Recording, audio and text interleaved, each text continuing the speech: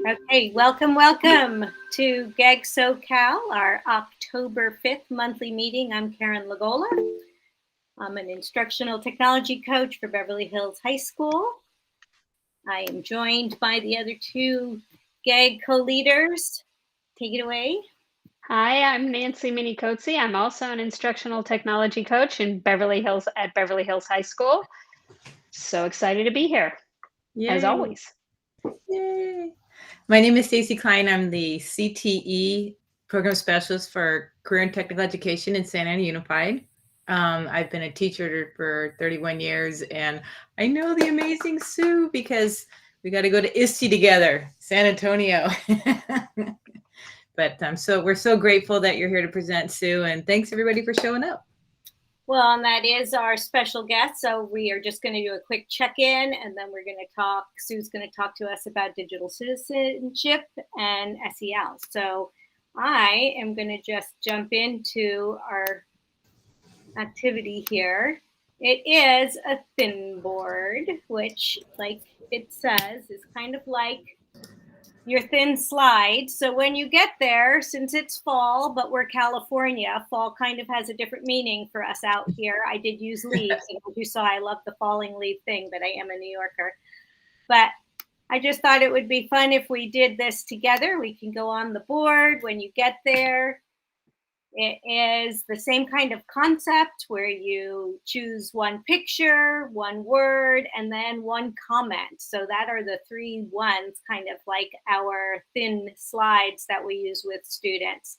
So as you can see in my example, when you get there, and hopefully, I see you're all there, I used a Bitmoji as my one picture and word together. And then when you put yours on, then just grab a sticky for the comment piece. It does not have to be a Bitmoji. It can be anything you want. And just share something that you think of when you think of fall.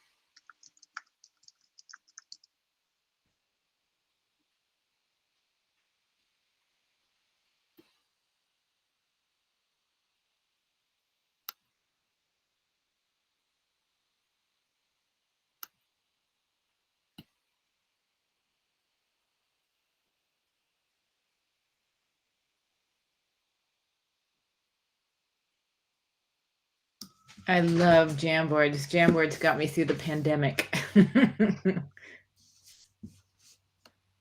Yeah, they're fun. I was going to do it with thin slides, and I thought, you know what? It would be more fun to watch us all on one place. So here we're trying this out.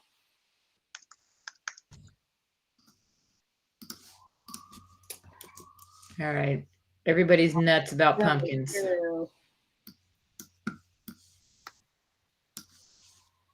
So I cheated. I put 2 words because I was looking for a picture and I found one that actually had 2 things that I love about fall. So I put 2 words and an ampersand.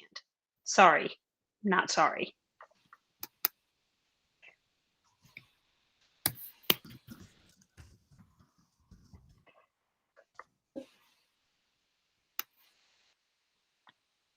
I also love rain. Oh, costumes.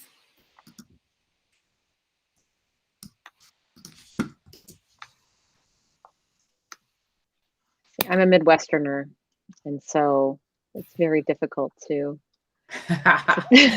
think about California. Yes, it's like a 90-degree winter. Right? Yeah, we don't quite have the same.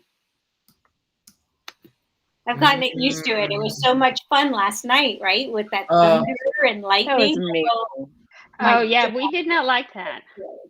Also, because we had a power outage. Oh, yeah, Nancy, you lost power. Yeah, we lost power. Yeah, that's no fun. I'm surprised we didn't. The lightning was landing all over us. So take some time, just add a comment, put your initials. If you've already added a comment, that would be something you would want, your kids to do. So scared. Yeah. I like fall because it feels like summer because we don't get summer in June. June gloom and May gray, and it's like, wow, it's really warm and toasty in September. Yeah.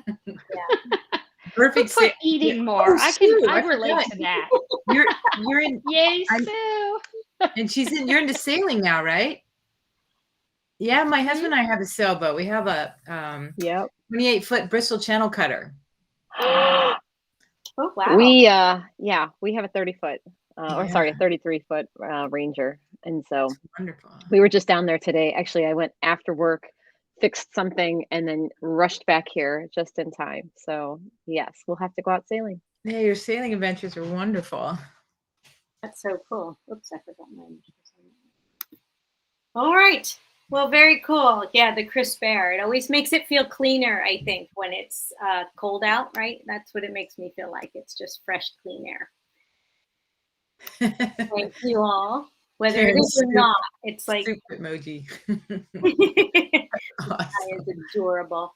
You can continue to share if you would like, but I'm going to stop sharing my screen. I'm going to let Sue take over and share her screen so that we can hear all of her great stuff.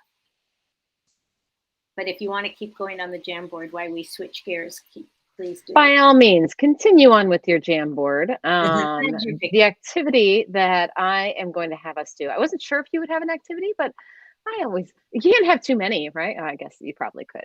No. So what I'm going to have folks do is, usually I do this in a Zoom, so I might have to change the way that I'm asking you to respond.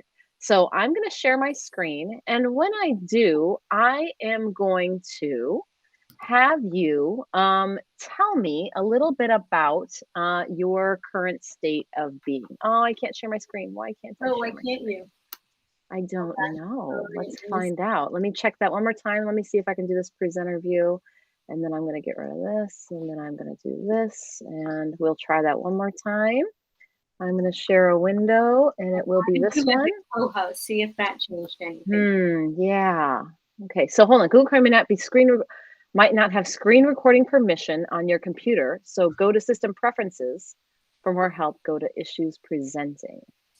So, you could just have Karen present your slides since you put it in. That's totally fine too. Yeah, I did make you a. It's telling me that it's my system. Film strip, ding, so she knows when to go to the next slide. It's her computer, not her permissions. It's not my permissions. It's about my system preferences that I have, and it won't allow me to do it while you're recording. Oh, there you go. And if you go and change it, you'll have to restart your computer, because I had that happen to me. So I'm loading up your deck, and I will share your screen here. And I will just be your, tell me.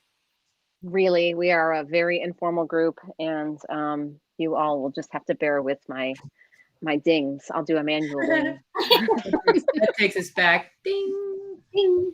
All right. I don't know if you can see that. Can you see that on your screen? You have I don't know if you can put it in any kind of present. Oh, yeah. I don't know if you can do that while everybody else is there. Yeah. So what I wanted to do was I wanted to have folks give me a little check-in. This was my check-in for the day. And so usually what I have you do is either give me a physical thumbs up if your face is on the screen. But for those of you who do not have your faces on the screen, that is totally fine. I think, what is the equivalent of thumbs up in Google Meet? Would it be a raised hand? Would it be a and then can I take my hand back down? So so you're welcome to do either, right? There you go. So you can raise your hand and take it down if this is something that you identify with. So what I'd like is if you could see each other, that would be really helpful, because then you can all see how each other is feeling in this space right now. And I will try to remember to participate. So the first way that we're going to do this is I have a tweet here. I'm sorry, go ahead and advance that slide. From Shay Wesley Martin, who they have put on this question on Twitter a few weeks ago that asked if you could describe your current state of being using a school supply. What would you choose? And Shay chose, I am a jammed hole punch. So if you are feeling like a jammed hole punch, by all means, give me a thumbs up, give me a raised hand. If you identify with that jam hole punch, all right, cool. Good to see that we have some folks in here. All right, let's try the next one. Oh man, I am this specific glue stick. This bad, ragged, terrible glue stick. If this glue stick is feeling like you today, then by all means, give me a thumbs up. This is definitely how I'm feeling today. I am feeling like this glue stick. I'm feeling like a high functioning pencil sharpener. Okay, all right. Too many pots on the stove. by all means, I am welcoming all of your suggestions for your school supplies that you are identifying with these days. This one is about the glitter. You are the glitter that, somehow, I'm looking at mine, the multicolored glitter that most kids love, but is a little too much for most adults. I think this is me often, right? Even without caffeine, I makes everything a little bit more bright and fun, but I get everywhere and I'm impossible to get back into the bottle once the cap is removed, right? So I definitely feel this one a lot of times. If this is you, give me a thumbs up.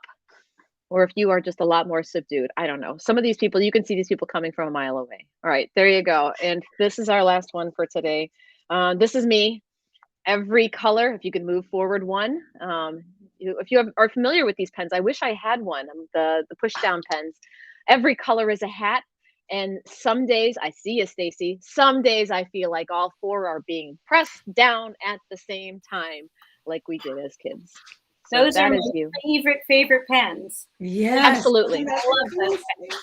Absolutely. So with all of that, that is where, if you wanted to, I think I put the thread in the comments on the first one and you could see everything that everybody else has replied. I mean, there were hundreds of them and they all came with great gifts, but by all means, feel free to add your own because you might be feeling a different way, right? So I just wanted to give you all the quick, brief information about Digital Citizenship Week and what's going on and what we have created at Common Sense. And Digital Citizenship Week is coming up October 18th through 22nd. You celebrate it whenever you want.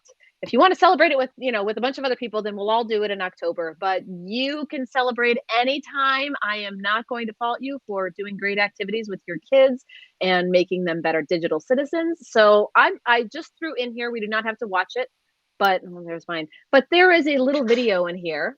And if you needed to explain to somebody and you don't feel like you necessarily have the vocabulary or you don't have time to make a movie about why teaching digital citizenship is important, there is a 1-minute video in there that you can share with administrators, teachers, families. You could tweet that out, whatever you want to do. There is a new video about why teaching digital citizenship is important. So I threw that in there for you. It's available on YouTube. Grab it from wherever. You guys have these slides and you can take whatever you want out of here. So let's begin by, we don't have to watch it. I've watched this thing 10,000 times. You can watch it on your own. It's 1 minute. It's very cute, very simple, very catchy. But I am not going to torture everyone with a bunch of music. So start with a lesson. This is the way that I tell people if they are looking for a place to get started with digital citizenship, just start with a lesson, a quick, you can even do a 15-minute version of one. If we move to the next slide, then you will see that I don't know if you can share this. If you click on that elementary activities, if you wanted elementary or middle or high, you would be able to see, I don't know if you can click on that and it'll jump out. You know what? Here, don't worry about it. I'm going to share it. I will share it in the chat. Okay. So here is the elementary version. So you can open up your own.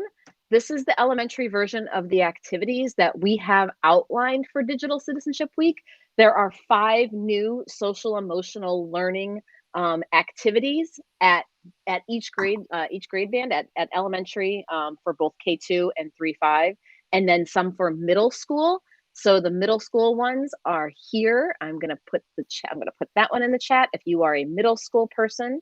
And then there is the fabulous high school version. And the high school version is also here. And I'm trying to grab that one. So the high school lessons, is it doing it? Yep, it sure is. So all of these are available. They're all hyperlinked on that slide. And what you'll see in there is a Google Doc. And we put everything onto the Google Doc. You can access all of those activities that are done. You could do it Monday, Tuesday, Wednesday, Thursday, Friday, a different social and emotional learning competency as identified by Castle around self-awareness, management, responsible decision-making, and so on. And then there's also creativity type projects, family engagement pieces, and then different ways to celebrate. It's all laid out, all in these plans. Grab whatever you want, share those with your families. And it's all the new social and emotional learning content that we have. So that's the one-stop shop. If you just wanted to grab something, here's your plan for the week, you're done, right? Or grab whatever you want out of there and take what's helpful to you. So that's that. And my advice on how to integrate this is there are folks in your building that might value your teaching digital citizenship somehow that maybe you had not thought about yet. So on the next slide, we have I just had some ideas here, and maybe you have some other ideas.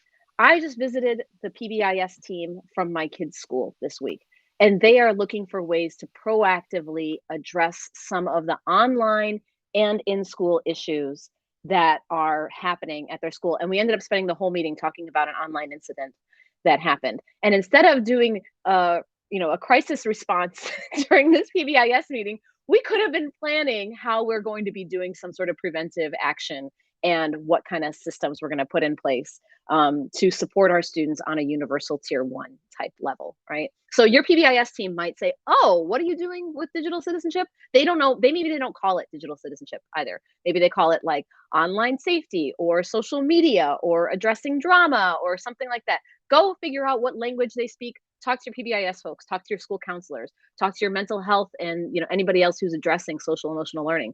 I also put in there the hottest 2 resources that I have been pushing out at various times and workshops this year. These are the ones that teachers I think are valuing the most, and those are the K-5 curriculum connections to digital citizenship.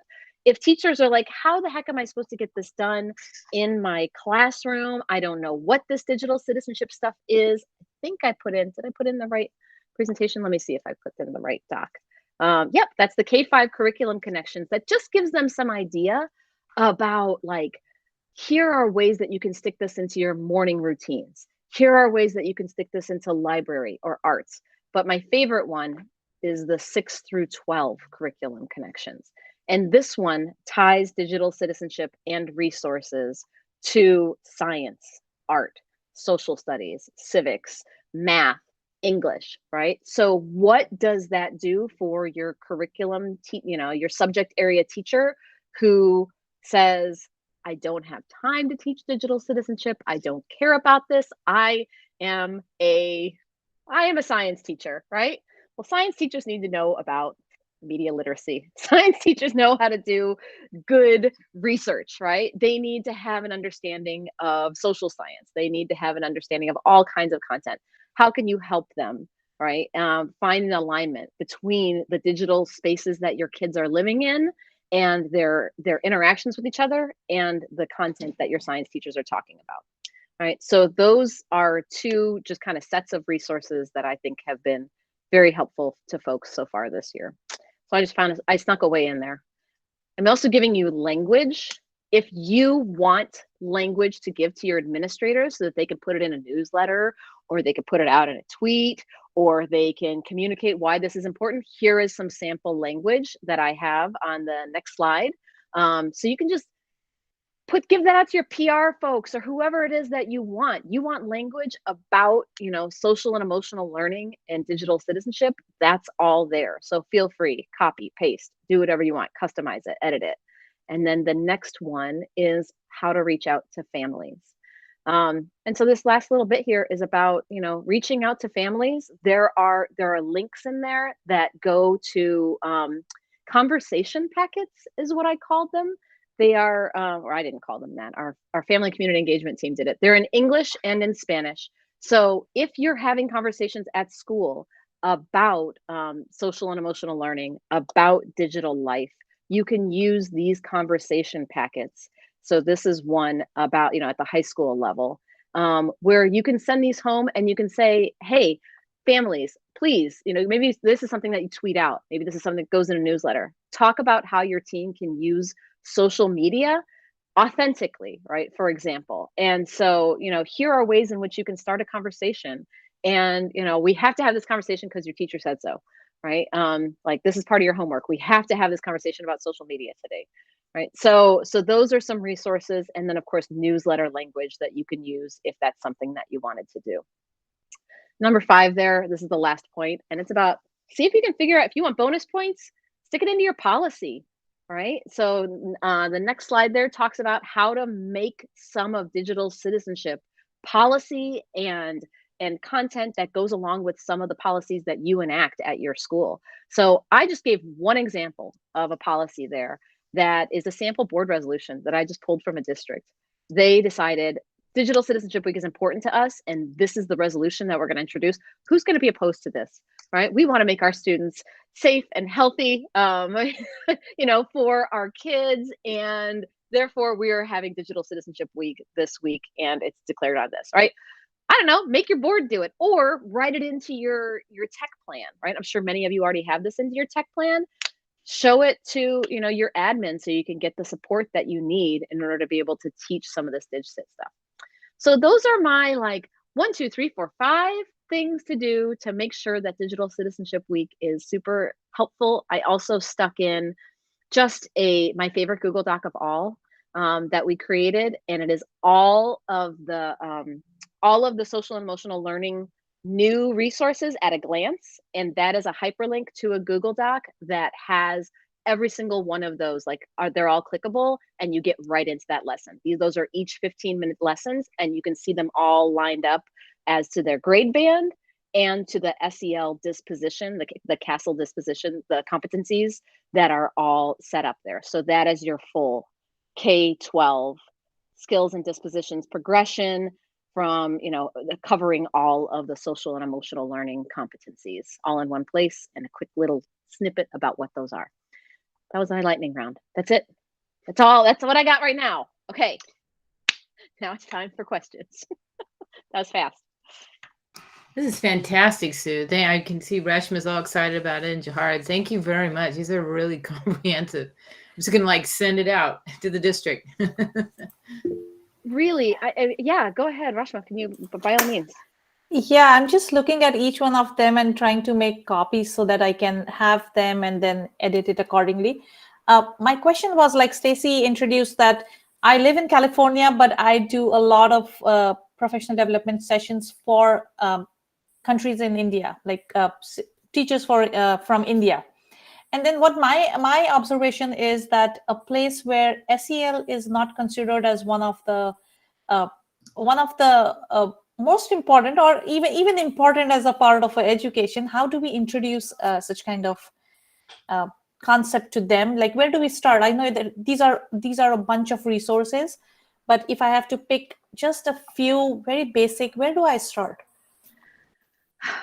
I think, to me, I'm happy to share just kind of some of the resources and the language that we're using around why social and emotional learning is important.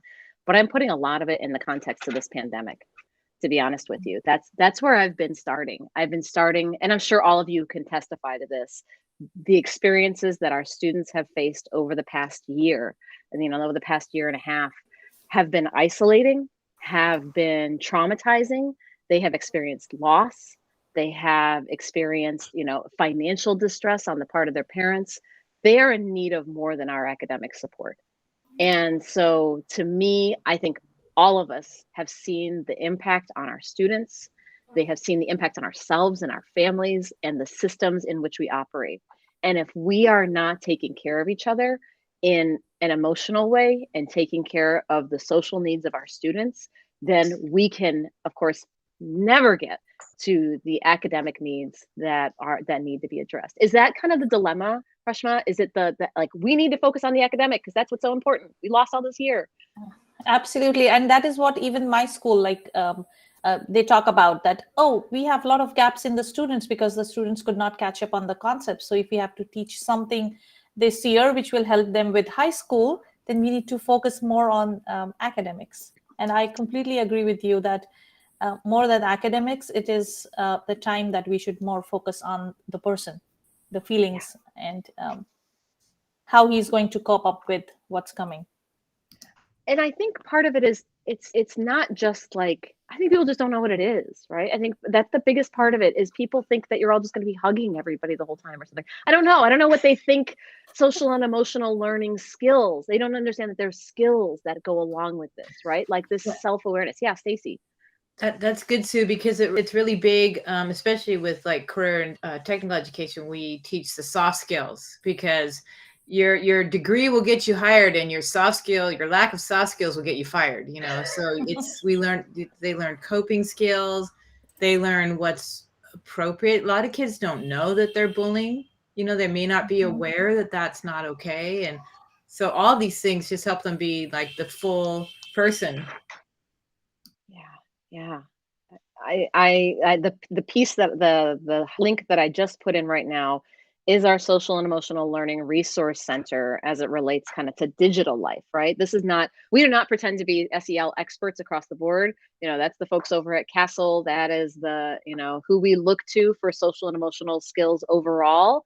We are claiming that, you know, we have a set of knowledge and resources that relate to the ways that students use media and technology, and the impact that the lack of, you know, perhaps even balance, you know, if you're spending too much time online, which our kids have done, spending too much time online, both for academic purposes, for social purposes, for entertainment, right? What does that do to us? And how do we help our students have that self-regulation, have that self-awareness to understand, I just watched 14 shows in a row and my eyeballs are going to fall out. And, you know, maybe this is not the healthiest thing for me, right? How do we teach them that self-regulation? And so if you like, there's a video on that SEL, you know, resource center. The first one just kind of explains what is SEL, and it tells them what the skills are as they're, you know, related to these, you know, things like self-awareness or social awareness or responsible decision making. And, you know, I have a couple of like ways that we talk about the way that they relate to media and technology use specifically, right? Yeah. What else you guys got? Yeah, I love that you talked about the self-regulation too, because that's like, it's so essential. Or they need to learn that sooner than later, that things that I teach my students. I was lucky, I got to teach for 5 weeks in the classroom before I went to my new position. And the big thing I kept pushing was like, it's productive struggle. It's difficult and it's challenging because it's worthy of learning, and that it doesn't last. The struggling doesn't last. Yep. 100%. So I think we need to understand that struggle, and we need to understand the depth of it. And we need to understand like when we can self-regulate and handle it ourselves, and when we can identify that we need help, right? And you know, how do we know when we need help? And how do we help each other, right? How do we not exacerbate the social and emotional problems of others? You know, because I think you're right. People just don't know. We don't know when we're being harmful and hurtful toward others. I'm going to give you my slideshow from a session that I did today for a global health conference for this. I don't know if you're familiar with the Youth Technology and Health Conference. It's going on one more day tomorrow. If you've ever been to YTH, Karen, you look like you sound familiar with it.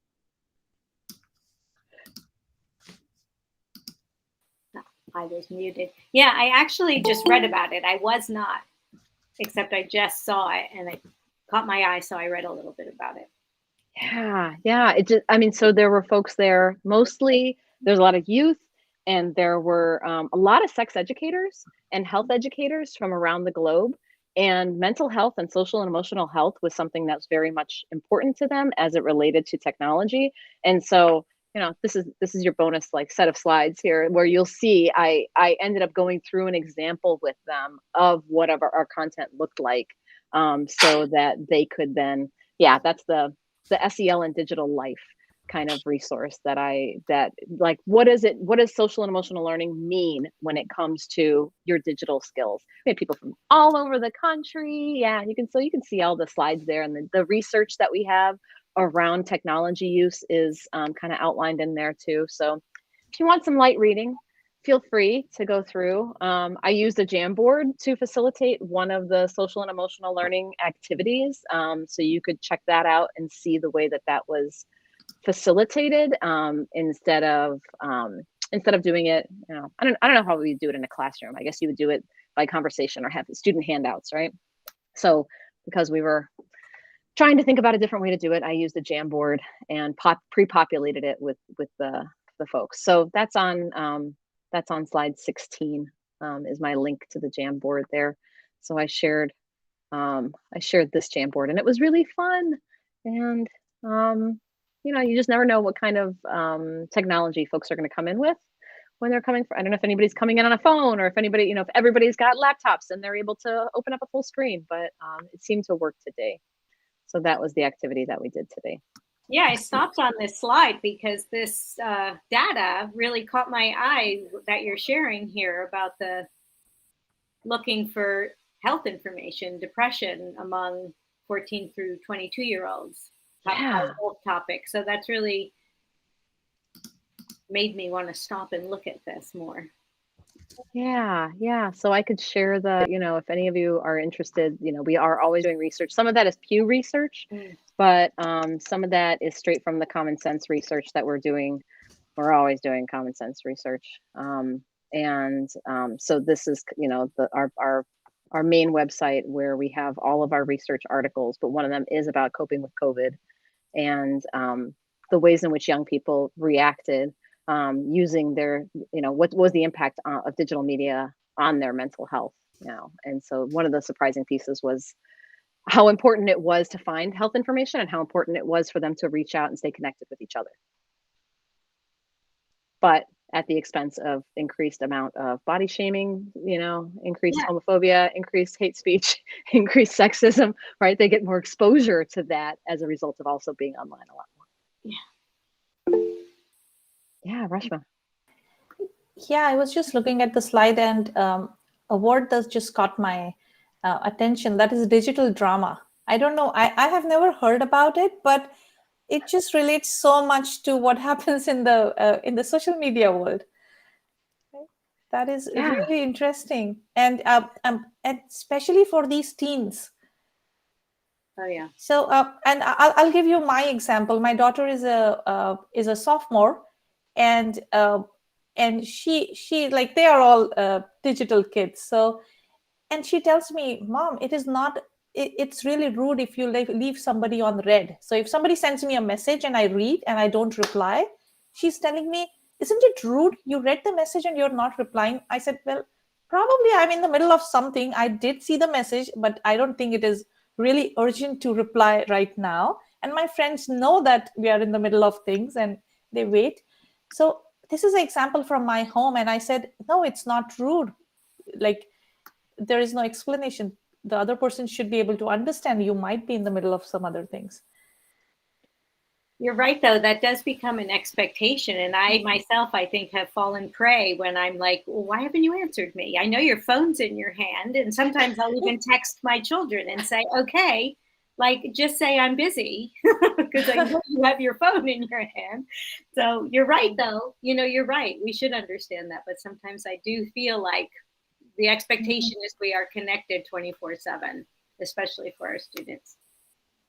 That's so interesting. We do an activity. You just made me think of this lesson about like friendships and boundaries, and how do we set those boundaries with friends about, like, you know, having conversations about, like, is it acceptable to be unread? I mean, to be, I don't know, what did you call it? You called it, like, you've read somebody, but you didn't reply, right? Yeah. You like, I'm sorry, Karen, go ahead. No, I was just going to say didn't reply. It was just...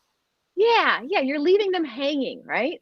And so this lesson, you know, this is the one that I'm thinking of, was about some of the pressures that we feel to respond immediately, and how do we avoid some of those pressures? How do we, you know, set our notifications, but communicate that to our friends and say, listen, my phone goes off at 9 o'clock because my terrible mother, that would be me, my terrible mother turns it off, right? And so therefore, like, I'm not ignoring you, I promise. It's, you can blame it on me as the mother. Or, you know, we are having dinner, you know, every night between 5 and 6, and nobody answers their texts between 5 and 6, right? Like don't expect anything from me at that point. Or, you know, I may take a while to get back. That doesn't mean that I don't like you. You know, I really enjoy your company and I value your friendship, but I just can't, you know. And so this is a situation where we give you a digital dilemma. And it is about a kid who is kind of smothering another kid, right? And he is in a situation where his parents are having a hard time. And it's used, so you have students walk through that digital dilemma, try to take the perspective of the kid who's having a hard time, but also the kid that he is really smothering. And how do you handle that situation when it is so complex and delicate? And you walk through that digital dilemma with them so that they can both understand how to navigate that, right? Before it becomes a situation in your classroom with your real students, and like, you know, Jimmy's being a jerk because he's texting me all the time, and Johnny's being terrible, you know, because he's so needy. Like, you know, you don't want real people and like have that conversation in the classroom. You want to be able to like do it on a fictitious basis.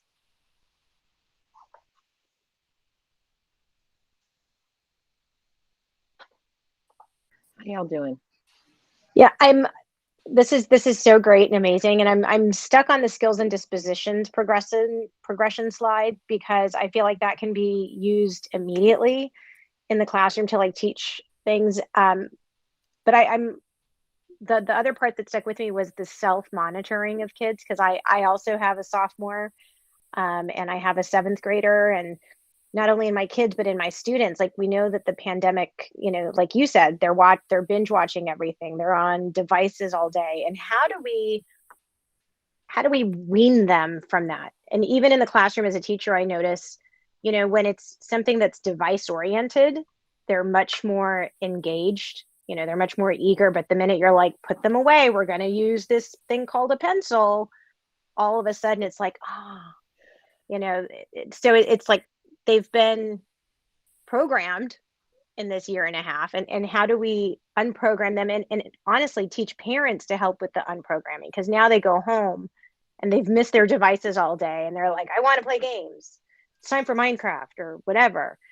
You know, is there anything on common sense education, like to give parents to help support at home, or this is a good start, but I know that there's so much for everybody, parents and teachers. By all means, I also have a sophomore, so I think we all have kids that are the same. I have a sophomore and I have a senior. And when you talk about that, like that strikes me as media balance and well-being. And, you know, I think us as parents coming in and saying, first of all, we have to understand that not everything that they do online is the same, right? It doesn't all have the same value. And we have to, like, I think that's a hard thing for parents to understand. They just see the device and they don't discern. It all looks the same, right? So I think that's a hard thing. But that's one thing parents need to have an understanding of. There's different values to different activities.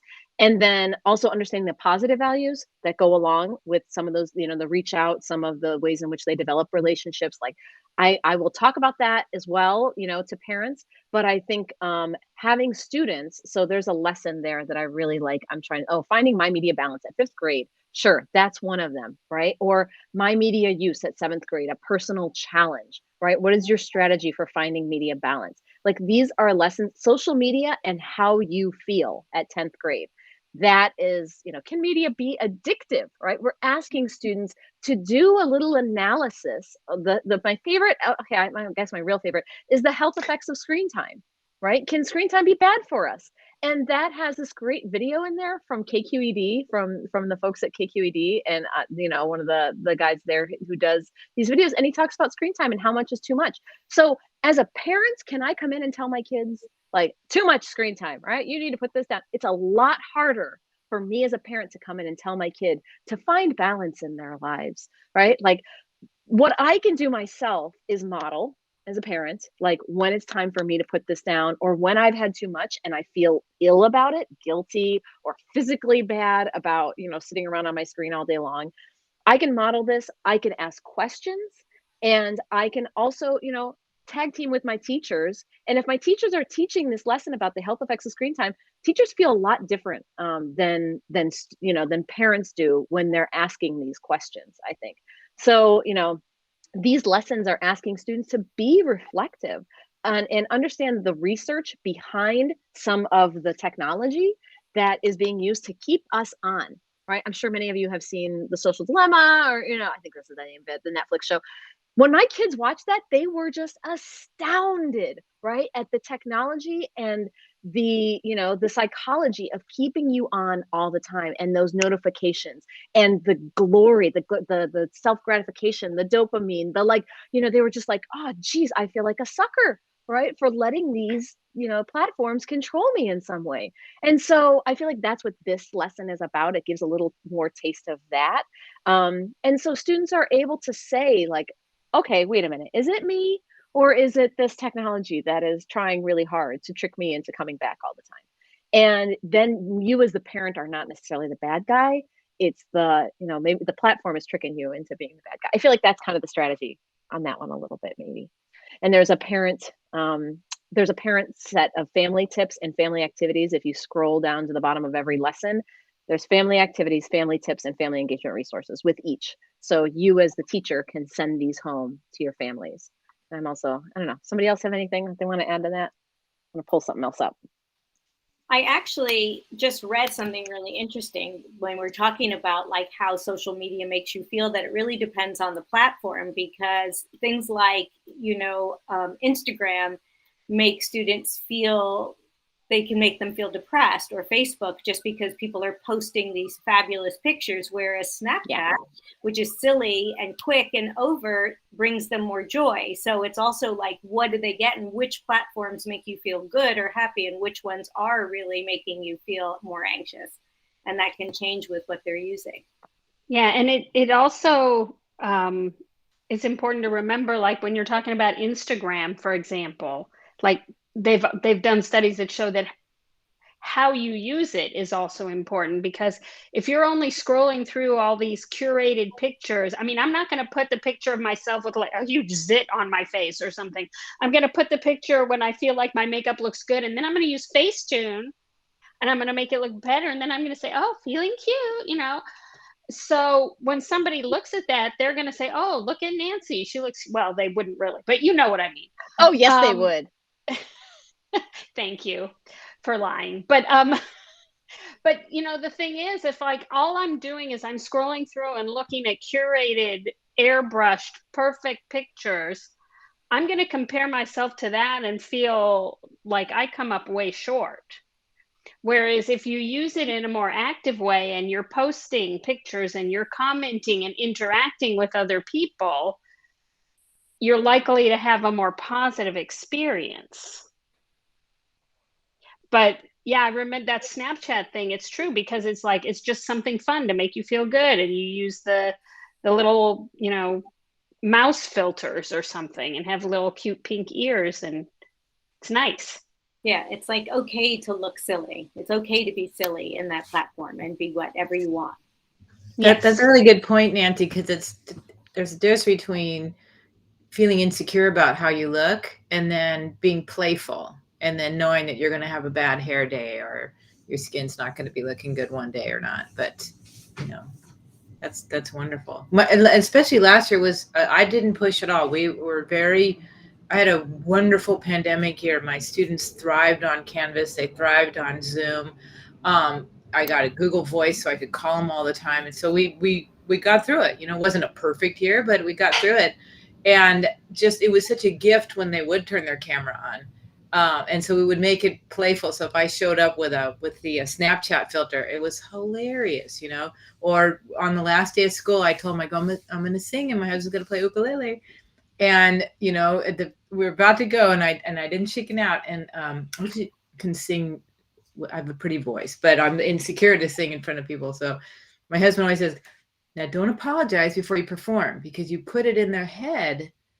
You put it out there that you're not good. And so you don't want to do that. So I teach my kids, it's like, you have to go out there and don't say anything negative about yourself. Just do your thing, and then they'll enjoy it. So we get to the end of the day, and my husband comes up with his ukulele, and the kids are like, oh, she's really going to do it. And so I, sang the song to them, and it was so much fun. And it was like a fun way to wrap it up. But it was like, if you put yourself out there and in your awkwardness and your insecurity, your students will know that it's okay to feel that way, and that it's just normal. I mean, in the end, all this digital citizenship stuff, I think, is really about finding better connections with our students, right? It's an excuse to get to know them. It's an excuse to understand them and get closer to them, and build better relationships with them. And anytime you're able, or with your own kids at home, right? Anytime you're able to ask these questions, it's almost like a secret world that they're part of and that we're not part of. And it's like they let you in. And so be asking these questions in class and having them respond and share is magical. it is just, I just think it is the most beautiful experience for them to be vulnerable in this way and share with you. And if you can make digital citizenship lessons happen in your classroom and your students, you know, can trust you in this, and they're able to build that space within that classroom that makes them feel comfortable with each other, like that is everything, I think. So that's what I hope to see in everybody. Yeah, Rashna. Yeah, so since we are talking about social media and building relationship with students, I had a very honest like a question to all. Do you connect with your students and make them friends on social media like Facebook, Instagram, Twitter, or do you have separate accounts just for students? Because I don't connect with them on Facebook because I feel Facebook is more of my personal life, which I don't want to put it out. But I have colleagues and friends who say, oh, that is the best way to know a child. So I just wanted some suggestions on that.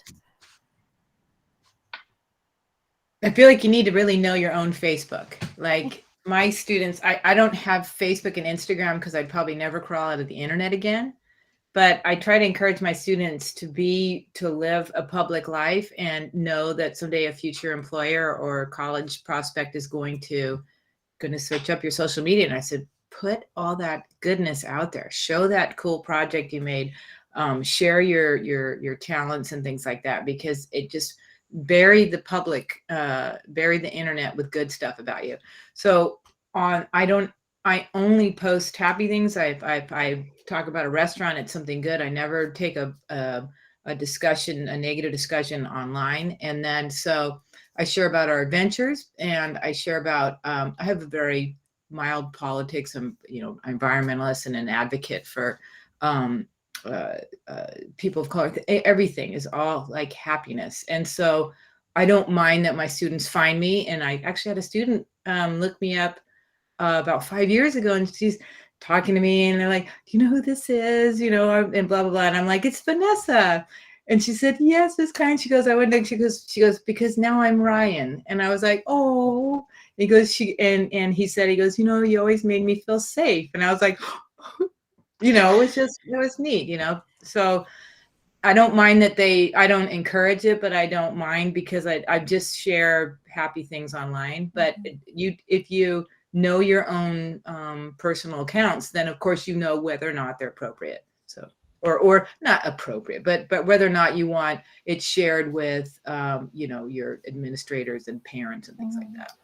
Yeah, because most of the time, like I wasn't on social media so much till the last 2 years, so it was more of a family pictures, birthday pictures, and all those things. And I think that's important to balance. Like Facebook for me is my family, my cousins, my parents, my friends. I don't friend anyone who I don't know personally, right? That's what that's for. And Twitter is my professional. I don't post anything about my family on Twitter or any, it's all about education and anything related to my job. That's all I use it for. So. Yeah, that's the same. Twitter is professional. Facebook is personal. Instagram is a little bit of both, but it's really more personal. I might post about what I'm doing for my job, or, hey, I went to ISTE and like, there's pictures of me with all the fun people I met. But I would just, if you are going to have friends, student friends on Facebook, keep in mind that they may have younger siblings who would then have access to your Facebook as well, because we had, I know teachers that have friended students, like high school teachers who friended students after they graduated and the students were 18, but they had younger siblings who were still in the school system. And again, I think it's important to consider Stacy's, comment about what's in your Facebook. And you have you have a right to have a nice personal internet experience. You don't have to be. We're not living our lives to be appropriate for 5-year-olds. And yet, so if your Facebook shares too much about your life for younger people, then fine, don't share it. And then I don't have to worry about it. I don't have Facebook. And look at your But- privacy settings. Yeah. How much can other people see without being your friend? That's the other thing about all Yeah, of your I think accounts keeping you your should look Facebook at. private is, if that's your space to share, you know, your politics with your friends and family, then and maybe you're going to a wedding shower or something, or you don't need to friend all your kids. You don't need to be there, but you could have a class Facebook. You know, this is Miss Reshma's class. This is where you reach out, because it's a great tool for reaching our kiddos. Or Instagram actually is probably better for kids, but still you could have the separate one. Yeah. Probably I need to still learn Instagram, because so I'm learning with my kids how to create reels, and they show me how to do those. Yeah, the internet was invented for community. It's never been a negative thing. Sure, it's used as negative things. All technology's been used for bad things, but it's primarily to connect us and make these connections and I just can't get over, Ryan reaching out to me, and then he came and visited us at school, and it was just a really positive thing for this young person. And I thought, wow, if it hadn't been for Twitter, he never would have found me again. And it was just, it's neat. And I have a lot of my students will like, oh, hey, Miss Klein, remember me? And I'm like, yeah, it's kind of this, it's my tame way of being out there on the web.